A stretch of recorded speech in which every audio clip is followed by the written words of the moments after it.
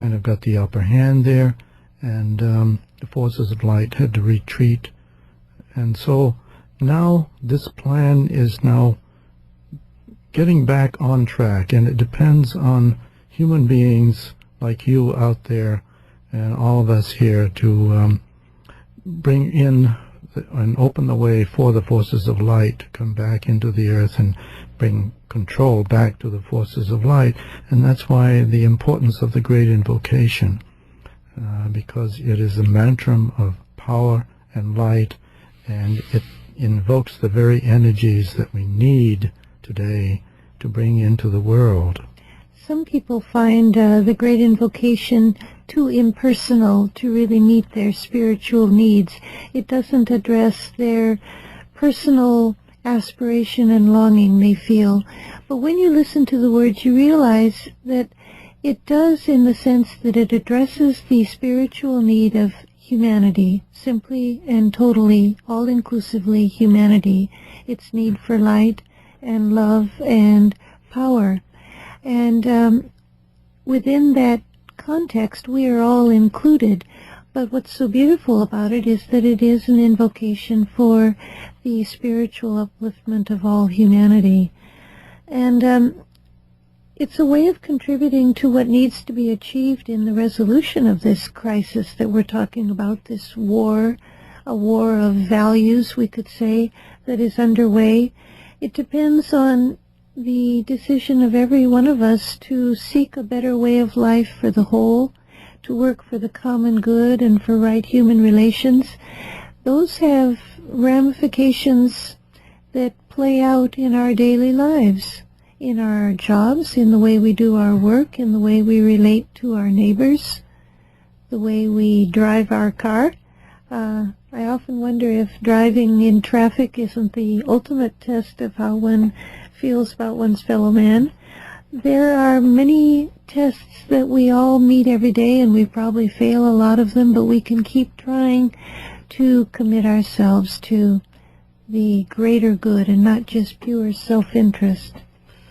And I think it's worth mentioning again, we've mentioned it before a couple of times probably, about the force of materialism itself. There is a tremendous force. Now, this hasn't to do with material things per se, but the allure or the attraction that material things have for us. And this is the power that we have to overcome. And in order to eventually break away and let go of the desire for material things, so that the soul, the human soul, can find its way into the world and bring the qualities of the kingdom of God, the kingdom of souls, really, into the world. That's the great challenge, and that's the major impetus behind the restoration of the plan of God on earth. People shouldn't misunderstand that we don't appreciate the material gains, especially of the last couple of 100 years. They have made a better way of life and a healthier way of life for countless numbers of people, and that is humanity's achievement using its mind and its creativity. Life on earth, on the outer planes, in the world of form, is infinitely better and safer and healthier than it was for people even a few centuries ago.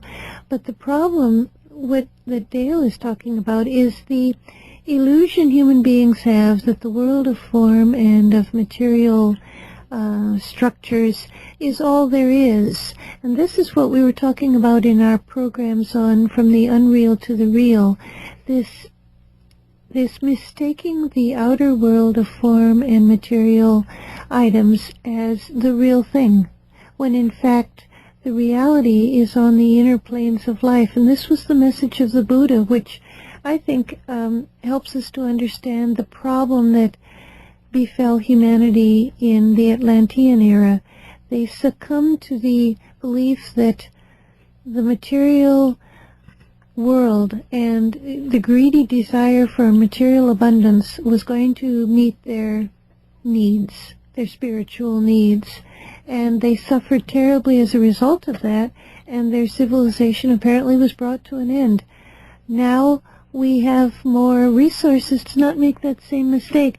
I have a lot of hope in the fact that the United Nations exists, because this is one example where humanity has attempted to work collectively and for the good of the whole. It's the only institution I'm aware of that is truly international in scope, and it's a guarantee that humanity can choose rightly. It isn't a perfect institution, but it's composed of human beings, so how could it possibly function perfectly? But it's all we've got. And the very fact that humanity did come through and found the United Nations organization back in 1945, or even before then, with Franklin Roosevelt and the servers who were instrumental in founding the United Nations at that time. The very fact that we were able to do that was an indication to the forces of the hierarchy that humanity has indeed sort of turned the corner and was now willing to work together and display a cohesiveness that just wasn't there before, and overcome a lot of the separative instincts that seem to govern in human thinking.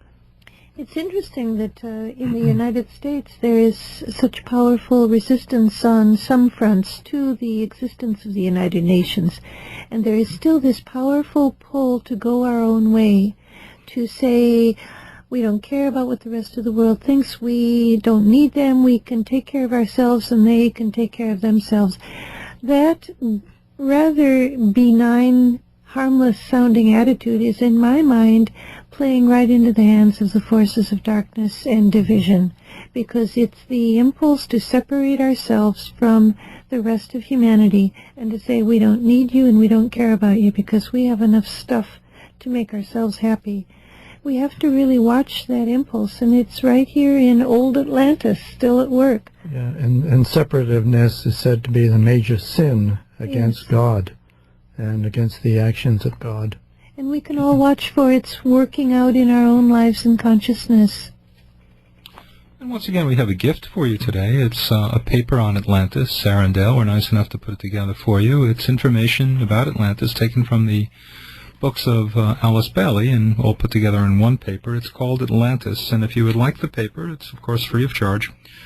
Give us a call and order the paper at 1-866-695-8247. That's 1-866-695-8247. The easy way to remember it, 1-866-NY-LUCIS.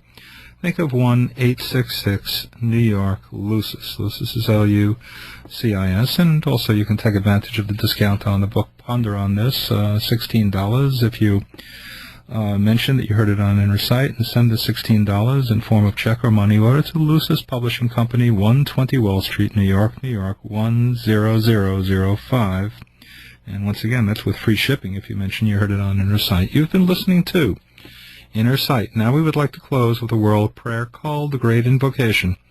It's a call for light and love and goodwill to flow into the world and into our hearts. Let's listen for a moment to these powerful words.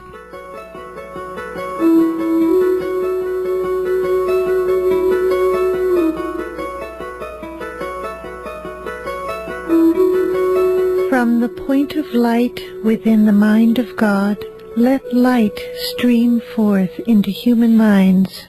Let light descend on earth. From the point of love within the heart of God, let love stream forth into human hearts. May the coming one return to earth. From the center where the will of God is known, let purpose guide all little human wills, the purpose which the masters know and serve.